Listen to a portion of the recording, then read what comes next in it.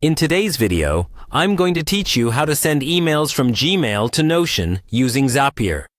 This process is incredibly useful for automating your workflow, and by the end of this tutorial, you'll be able to seamlessly connect these two powerful tools.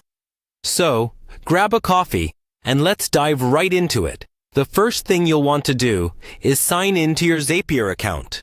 If you're not already familiar, Zapier is an online automation tool that connects your apps and services. Once you're logged in, go ahead and click on Create Zap. This action sets the stage for creating workflows, which Zapier calls Zaps. Next, it's time to set up the trigger. A trigger is an event that starts your Zap. For this task, you'll choose Gmail as the trigger app. When you select Gmail, you are essentially designating it as the source that will initiate the automation process. Now, select New Labeled Email as the trigger event. What this does is tell Zapier to look for any newly labeled emails in your Gmail as a kickoff point for the Zap. It's a crucial step because it filters the emails that you want to send over to Notion. Once you've chosen your trigger event, it's time to connect your Gmail account to Zapier. During this step, ensure that the right account is connected, and you'll be asked to pick a label that will act as the trigger for your Zap. Make sure this label is one you've already created in Gmail, so Zapier knows exactly which emails to work with. Now, it's time to test the trigger to ensure it can actually find a recent email with the label you specified. This test is essential as it confirms that your Zap setup is working as it should. With the trigger firmly in place, let's move on to the action. The action is what happens after your trigger fires off.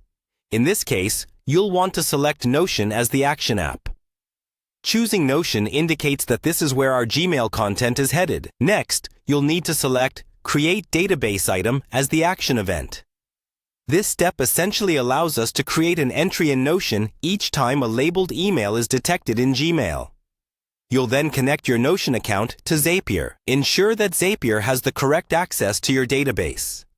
Sometimes you might need to invite Zapier to your Notion workspace or a specific database page, so it's equipped with the permissions it needs. Now, map the data from the Gmail trigger to the fields in your Notion database.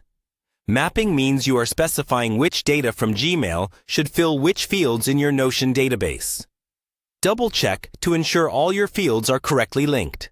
Before we finish, test the action step. This final test ensures that when a new labeled email comes in, it creates an expected item in your Notion database. It's so satisfying to see your automation spring to life. Lastly, give your Zap a name. A short description of what the Zap does is always helpful, and turn it on. And there you have it. Your automated workflow connecting Gmail to Notion is up and running. Great work!